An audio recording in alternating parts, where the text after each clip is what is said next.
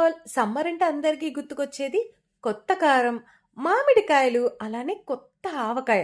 So, ఈసారి గూడా మేమైతే వెల్లుల్లి ఆవకాయ పెట్టామండి. కరెక్ట్‌గా అర డజన్ అంటే అర డజను పెద్ద కలెక్టర్‌కాయలతో పెట్టాము. ఈసారి ఆవకాయకి మా బాబు కూడా మంచిగా హెల్ప్ చేశాడు. ఇంకేముంది మీకు తెలిసిన ఇంగ్రీడియెంట్స్ అంతటితో ఆవకాయ పెట్టేసుకొని ఒక 3 రోజులు పక్కన పెట్టేసుకుంటే ఇంకేముంది ఆవకాయ తినడానికి రెడీ అయిపోయినట్టే అనమాట. ఇంకిట్లా అన్నంలో కలిపేసుకొని తింటే ఆ టేస్టే వేరే ఉంటుంది కదా! సో, ఆవకాయ అంటే ఇష్టమైన వాళ్ళు ఇట్లా వేడి వేడి అన్నంలో కలుపుకొని తింటే వాళ్ళ ఎక్స్‌ప్రెషన్స్ ఇదిగో ఇలా ఉంటాయి.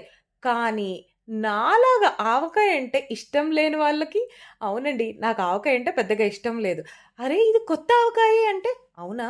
అయితే ఏంటి అంటాను నేను. మీరే టైప్ అనేది నా కామెంట్ సెక్షన్‌లో డెఫినిట్‌గా కామెంట్ చేయండి. ఈ వీడియో గనుక నచ్చినట్లయితే లైక్ చేయండి, షేర్ చేయండి. మన ఛానెల్‌కి ఒక సబ్స్క్రైబ్ చేయండి.